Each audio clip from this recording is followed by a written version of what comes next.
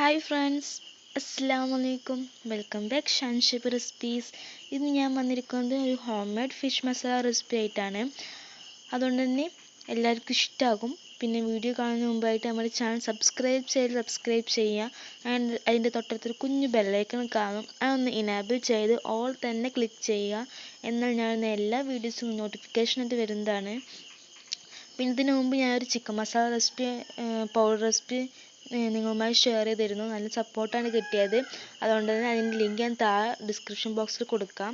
പിന്നെ ഒരു പാൻ വെച്ച് അതിലേക്ക് നമുക്ക് വറ്റൽമുളക് ചേർത്ത് വെക്കാം. ഞാൻ ഇവിടെ 16 വറ്റൽമുളകാണ് ചേർത്ത് കൊടുത്തിരിക്കുന്നത്. നല്ല പോലെ റോസ്റ്റായി കിട്ടണം. ഇതിന് കുറച്ച് ടൈം എടുക്കും. അതുകൊണ്ട് തന്നെയാണ് ഇത് ഫസ്റ്റ് ഞാൻ യൂസ് ചെയ്തത്. പിന്നെ ബാക്കിയെല്ലാം ഞാൻ ഒപ്പാണ് ഇട്ടിരിക്കുന്നത്. പിന്നെ കുറച്ച് ടൈം വ്യത്യാസം ഉണ്ട്, അത്രയേ ഉള്ളൂ. അതുകൊണ്ട് റോസ്റ്റ് ആയ ശേഷം നമുക്കൊരു പ്ലേറ്റിലേക്ക് മാറ്റി വെക്കാം. പിന്നെ ഇതിലേക്ക് 6 സ്പൂൺ, ഞാൻ സ്പൂൺ കണക്കാണ് പറയുന്നത്. എല്ലാവരും ടേബിൾ സ്പൂണും ടീസ്പൂണും ഉണ്ടാകാൻ വഴിയില്ല, അതുകൊണ്ട് സ്പൂൺ കണക്കാണ് പറയുന്നത്. 6 സ്പൂൺ മല്ലി ചേർത്തെടുക്കാം. പിന്നെ ഞാൻ ചിക്കൻ മസാല പൗഡറിൽ പറഞ്ഞിരുന്നു പലതിനും പല റോസ്റ്റിംഗ് ടൈം ആണെന്ന്. അതുകൊണ്ടാണ് നിങ്ങൾ ഈ വീഡിയോ സ്കിപ്പ് ചെയ്യാതെ തന്നെ കണ്ടുകൊണ്ടിരിക്കുക. ഇതിലേക്ക് 2 സ്പൂൺ കുരുമുളക് പൊടിയും ചേർത്ത് കൊടുക്കാം. പൊടിയല്ല ചേർത്ത് കൊടുക്കേണ്ടത്, കുരുമുളക് പൊടിക്കാത്തതാണ് ചേർത്ത് കൊടുക്കേണ്ടത്. അതും കൂടി ഒന്ന് റോസ്റ്റായി കിട്ടണം. പിന്നെ ഇതിലേക്ക് 2 സ്പൂൺ വലിയ ജീരകം ചേർത്തെടുക്കുന്നുണ്ട്. ഞാൻ 2 ടൈമിലാണ് ചേർത്തെടുക്കുന്നത്. ആദ്യം 1 സ്പൂൺ ചേർത്ത് ഒന്ന് റോസ്റ്റ് ആയതിനു ശേഷം പിന്നെയും ചേർത്തെടുക്കുന്നുണ്ട്.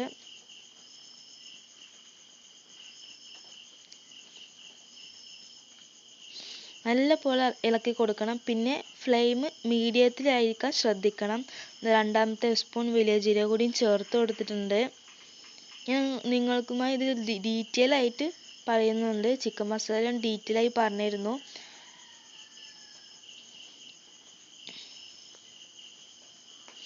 നന്നായിട്ട് കൈ എടുക്കാതെ തന്നെ ഇളക്കിക്കൊണ്ടിരിക്കണം, അല്ലെങ്കിൽ കരിഞ്ഞു പോകും.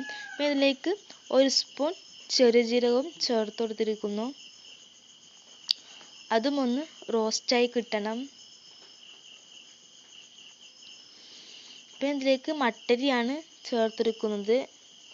മട്ടരി 1 സ്പൂണാണ് ചേർത്തിരിക്കുന്നത്.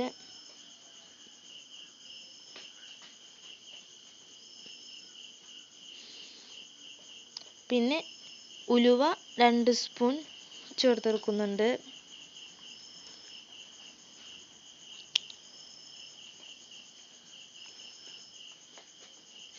പിന്നെ നിങ്ങൾക്ക് മട്ടരിന് യൂസ് ചെയ്യണമെന്നില്ല.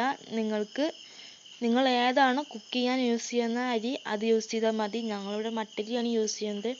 പിന്നെ ഇതിലേക്ക് 2 ഗ്രാമ്പു ചേർത്തെടുക്കണം. ഗ്രാമ്പു പൊടിഞ്ഞു പോയതുകൊണ്ടാണ്, ഒന്ന് പൊട്ടിപ്പോയിക്കണം, അതുകൊണ്ടാണ് ഞാൻ സ്പൂണിൽ ചേർത്ത് കൊടുത്തത്. 2 എണ്ണം ചേർത്ത് കൊടുത്താൽ മതി. പിന്നെ നെക്സ്റ്റ് ചേർത്ത് കൊടുക്കുന്നത് കറിവേപ്പിലയാണ്. കറിവേപ്പില ഒരു കൈപ്പിടിയാണ് ചേർത്ത് കൊടുക്കുന്നത്. പിന്നെ ഇത് റോസ്റ്റായി കിട്ടണം, നല്ല പോലെ ഡ്രൈ റോസ്റ്റായി കിട്ടണം. കറിവേപ്പില പിടിച്ചാൽ പൊടിഞ്ഞു പോകണം, അത്രക്ക് റോസ്റ്റായി കിട്ടണം. നല്ല പോലെ തന്നെ നമുക്കൊന്ന് ഇളക്കി കൊടുക്കാം.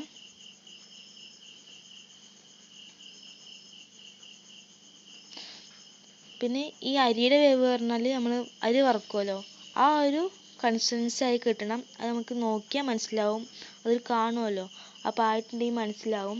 അപ്പോൾ അതൊക്കെ റോസ്റ്റായി കിട്ടിയതിന് ശേഷം നേരത്തെ റോസ്റ്റാക്കിയ വറ്റൽമുളക് ഇതിലേക്ക് ചേർത്ത് കൊടുക്കാം.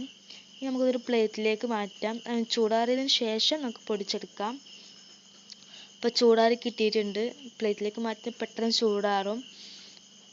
ഇനി നമുക്കൊരു മിക്സിയിൽ, ഞാൻ വലിയ ജാറാണ് യൂസ് ചെയ്യുന്നത്. നിങ്ങൾക്ക് വേണമെങ്കിൽ ചെറിയ ജാറിൽ 2 ടൈപ്പായിട്ട് യൂസ് ചെയ്താൽ മതി. ഇതിൽ പൊടിഞ്ഞു കിട്ടും, അതുകൊണ്ടാണ് ഞാൻ യൂസ് ചെയ്യുന്നത്. നല്ല പോലെ ഫൈൻ പൗഡറായി കിട്ടണം.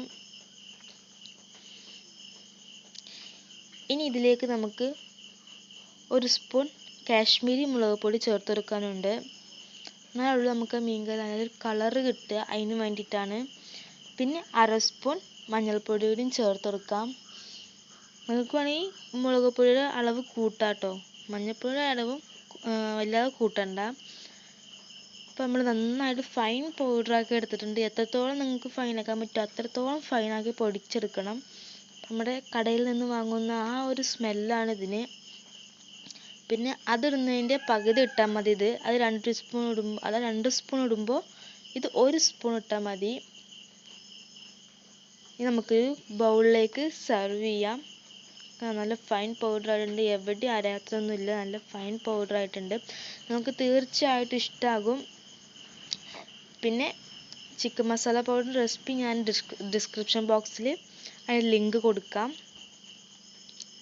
ഇതെല്ലാവർക്കും ഹെൽപ്ഫുള്ളാവും. ആർക്കും ഇനി കടയിൽ പോയി വാങ്ങേണ്ട ആവശ്യമൊന്നുമില്ല. നിങ്ങൾക്ക് ഈ വീഡിയോ ഇഷ്ടമായി വിചാരിക്കുന്നു, യൂസ്ഫുൾ ആവുമെന്ന് വിചാരിക്കുന്നു. യൂസ്ഫുൾ ആയിട്ടുണ്ടെങ്കിൽ എനിക്കിത് കമൻ്റ് അറിയിക്കുക. നിങ്ങൾ ഫ്രണ്ട്സിനും ഫാമിലിക്കും ഇത് ഷെയർ ചെയ്യുക, അവർക്കും ഇത് യൂസ്ഫുൾ ആവട്ടെ. ഇൻഷാ അല്ലാഹ് നെക്സ്റ്റ് വീഡിയോയിൽ കാണാം. Thank you.